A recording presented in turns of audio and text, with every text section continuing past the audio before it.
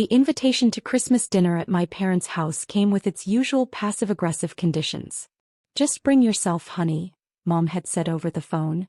"We know money's tight for you right now." Money wasn't tight. I was a forensic accountant with my own consulting firm, specializing in financial fraud investigations for federal agencies. But my family had decided years ago that because I lived in a modest apartment and drove a 5-year-old Honda, I must be struggling financially. The truth was, I lived below my means by choice. My work had shown me how quickly wealth could disappear when built on unstable foundations, and I preferred security over showiness. But try explaining financial prudence to a family obsessed with appearances. My sister Jessica had married into money. Her husband Brad owned 3 car dealerships and never let anyone forget it.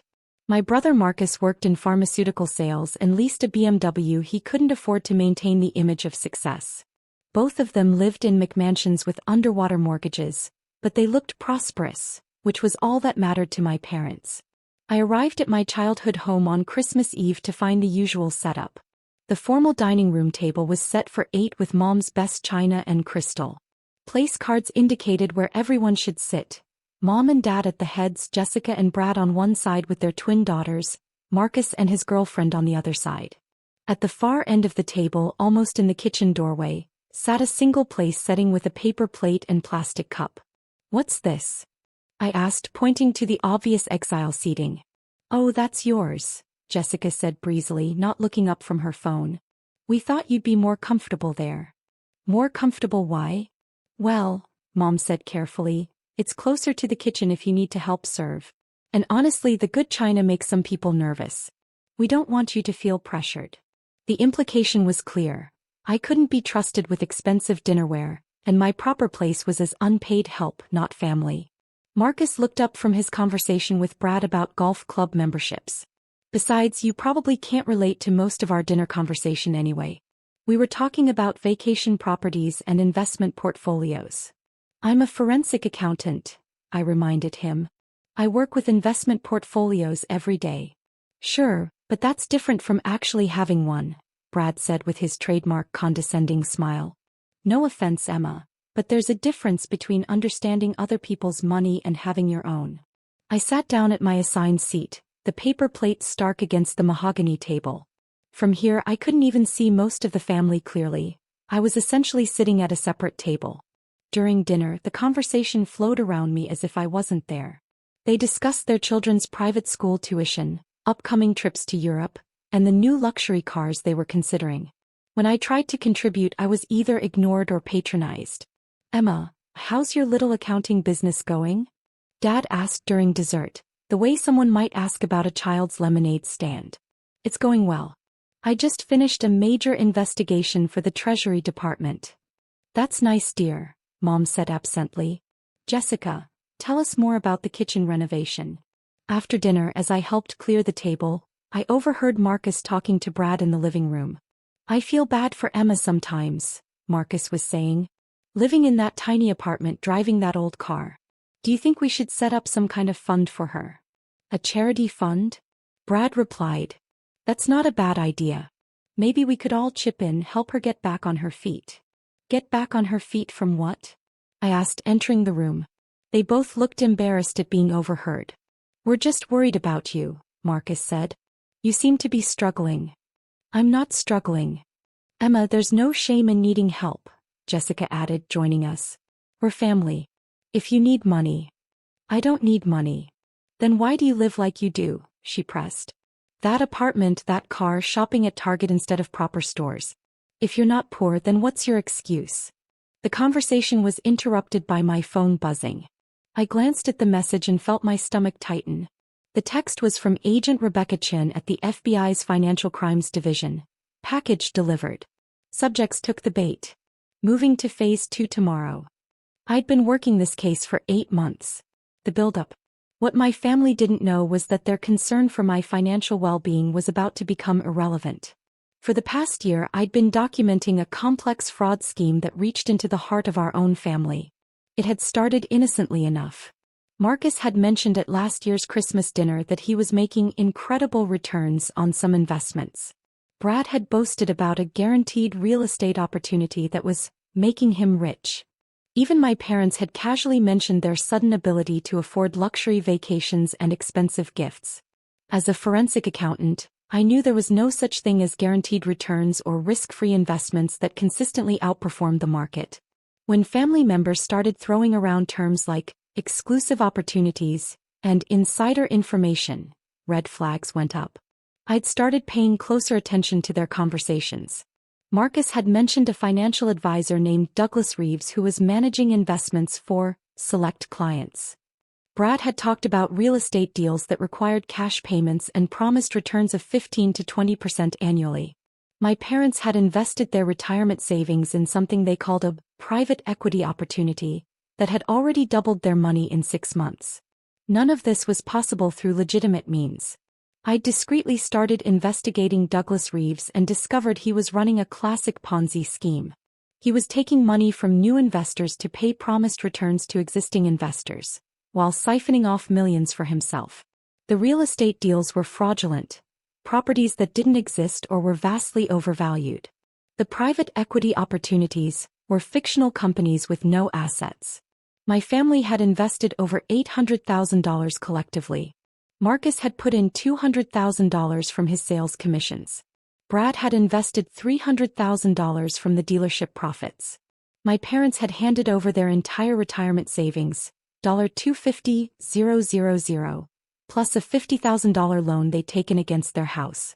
They were all victims, but they were also unwitting accomplices. Marcus was recruiting new investors from his pharmaceutical contacts. Brad was using his business reputation to legitimize the scheme. My parents were telling their friends at church about the amazing opportunity they'd discovered. The FBI had been tracking Reeves for 2 years, but they needed someone on the inside to gather evidence. When I'd approached them with my family's involvement, Agent Chin had seen an opportunity. "We need detailed financial records, recorded conversations, and evidence of how the recruitment works," she'd explained. "Can you get close enough to document everything?" I was family. For 8 months, I'd been gathering evidence while watching my relatives get deeper into the scheme. Every family gathering became an intelligence operation. I'd recorded conversations about investment returns, photographed documents they'd left lying around, and collected evidence of new investor recruitment. The hardest part was staying silent while they treated me like the family failure. While they discussed their financial success and looked down on my modest lifestyle, I was building a federal case that would destroy their lives. 3 weeks ago, I delivered the final evidence package to the FBI. The investigation was complete, warrants had been issued, and arrests were imminent. My family had no idea they were about to lose everything. Christmas Day revelation. Christmas morning brought the usual routine. We exchanged gifts in the living room, with the stark difference in gift quality highlighting the supposed economic divide in our family. Jessica gave me a $25 gift card to Target, since we know you shop there anyway. Marcus gave me a coupon book for local restaurants. My parents gave me a small pottery mug with "World's Okayest Daughter" printed on it. In return, they exchanged expensive watches, jewelry, and electronics with each other. Brad handed Marcus an envelope containing certificates for a golf weekend in Scottsdale. Jessica gave my parents a tablet loaded with photos from their recent Mediterranean cruise. "Don't feel bad, Emma," Jessica said, noticing my modest pile of gifts. "Maybe next year you'll be in a better position to participate." I smiled and said nothing. Christmas dinner was a repeat of the previous evening, with me relegated to the charity seat at the end of the table. The conversation centered on their continued investment success and plans for the coming year. "Douglas thinks we should expand our portfolios," Marcus announced over the main course. "He's identified some new opportunities in emerging markets. We're considering putting in another 100,000, Dad added. "The returns have been so consistent." "Brad's looking at a commercial real estate syndicate," Jessica chimed in. "Guaranteed 12% returns, fully secured." "You should consider investing too, Emma," Brad said magnanimously. "I mean, even a small amount would help you build some wealth. Maybe you could scrape together 5 or 10,000. "I'll think about it," I replied. "The minimum buy-in is actually 25,000, Marcus corrected. "But maybe we could spot you the difference. Consider it a family investment." They were literally offering to loan me money to give to the Ponzi scheme that was about to collapse and destroy them all. That's very generous, I said carefully. The conversation continued in this vein throughout dinner, with my family discussing their financial sophistication while treating me like a charity case who needed their guidance and support. At 3:47 p.m. the doorbell rang. Mom looked puzzled. Are we expecting anyone else? Dad went to answer the door while the rest of us remained at the table. We heard muffled conversation, then Dad's voice, sharp with confusion. I'm sorry, what did you say you're here about? The response was clear enough for all of us to hear. We're here about the financial crimes investigation. We have warrants for the arrest of Marcus Chin, Bradley Sullivan, and search warrants for these premises. The dining room went silent except for the clink of Brad's fork hitting his plate. Heavy footsteps approached the dining room, and 3 people in FBI windbreakers appeared in the doorway. Agent Chin, whom I recognized immediately, was flanked by 2 male agents with serious expressions. FBI, Agent Chin announced, displaying her badge. We need to speak with Marcus Chin and Bradley Sullivan. There must be some mistake, Jessica said, her voice climbing higher. We haven't done anything wrong.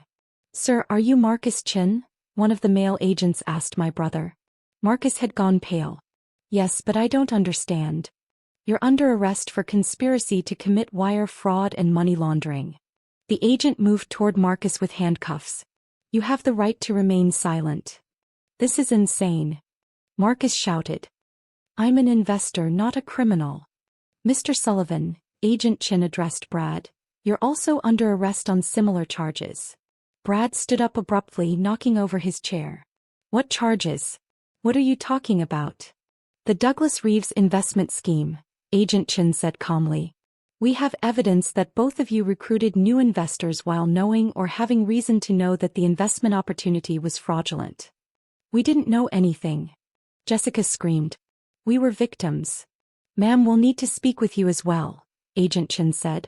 You're not under arrest at this time, but we have questions about your involvement. The scene was chaos. Marcus was being read his rights while trying to explain that he'd only told friends about a good investment. Brad was demanding to call his lawyer while being handcuffed. My parents sat frozen in shock, watching their Christmas dinner turn into a crime scene. There must be some mistake, Mom kept repeating. There must be some mistake. There's no mistake, Agent Chin said. She looked around the room, her eyes settling on me. Is Emma Chin present? That's me, I said, standing up from my charity chair. Agent Chin, I'm the one who called you. The aftermath. The silence that followed was absolute. My family stared at me as if I'd grown a second head. Marcus, halfway to being handcuffed, froze completely. You called them? Jessica whispered. I'm the forensic accountant who's been building this case for 8 months, I said calmly. Every conversation we've had about investments, every document you've shown me, every new investor you've recruited, I've been documenting all of it for the FBI. Marcus found his voice first. You've been investigating us? I've been investigating the Ponzi scheme you all fell for, I corrected. The scheme you then helped perpetuate by recruiting new victims. Agent Chin stepped forward. Ms. Chin has been working with our Financial Crimes Division since March. Her evidence was instrumental in building this case. You betrayed your own family, Dad said, his voice hollow. I tried to save my family, I replied. I could have reported this to the FBI and walked away. Instead, I spent 8 months gathering evidence to make sure the prosecutors could distinguish between victims and perpetrators. I looked at each of them in turn.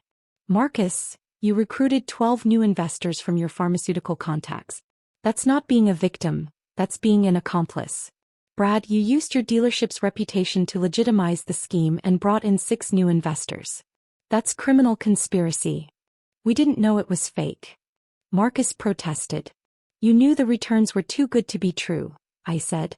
You knew legitimate investments don't guarantee 15% returns with no risk. You knew, but you didn't care because you were making money. Agent Chin nodded to her colleagues who finished arresting Marcus and Brad. The individuals under arrest will be transported for processing. Mr. and Mrs. Chin, you'll need to come to the field office tomorrow for questioning. Are we under arrest too? Mom asked. Not right now, Agent Chin said. But we need to review your church recruiting. After Marcus and Brad were taken, Jessica sobbed. My parents sat frozen, Christmas dinner untouched. How long have you known? Dad asked. Since last Christmas. I warned you, but you dismissed me as poor Emma, who knew nothing about money. Jessica whispered, we'll lose everything, won't we? Yes. The money's gone. You might get 20 cents on the dollar. Marcus lost his savings and borrowed against commissions. Brad used business loans, risking his dealerships. My parents lost their retirement and faced foreclosure. Why didn't you just tell us? Mom asked. I tried. But you mocked me. Tonight you even said I didn't belong with successful family members. You sat me at the kids' table with a paper plate. The irony was cruel. While they lived on fake returns, I built a real business with savings. How much do you really have? Jessica asked. Enough, I said. All of it earned honestly. Agent Chin gave me his card. We'll need your testimony. After the FBI left, Mom asked, what happens now? Get lawyers. Marcus and Brad face prison. You and Dad might avoid charges if you cooperate. And us? What about family? Jessica asked. That depends if you've learned anything, I said, leaving the table for the last time. Dad called. Emma, don't leave like this. Why not? You've told me for years I don't belong at your table. Today you found out why. I drove home past luxury cars soon to be repossessed, past mansions soon foreclosed. At my apartment, I opened my laptop and wrote down everything from my case files. I knew justice had been served. But I wondered if my family would ever understand the difference between looking rich and being stable. 6 months later. Marcus got 18 months in prison. Brad got 2 years and lost his dealerships. Both were banned from finance. My parents avoided charges but lost their house, moving to a small rental and part-time jobs. Jessica divorced Brad, moved back with our parents and put her kids in public school. The family dynamics flipped. The charity case now had the only stable income and good credit. They all asked me for loans. I refused. How can you watch us struggle? Jessica cried. Like you watched me struggle, I said. You thought I deserved it. I did help, but on my terms. I paid for financial literacy classes, helped my parents find a safe rental, and funded a college trust for my nieces. But I never again sat at the charity chair. The FBI had proven who was really successful. The woman once given a paper plate now had the only secure seat at any table she chose. And that made all the difference.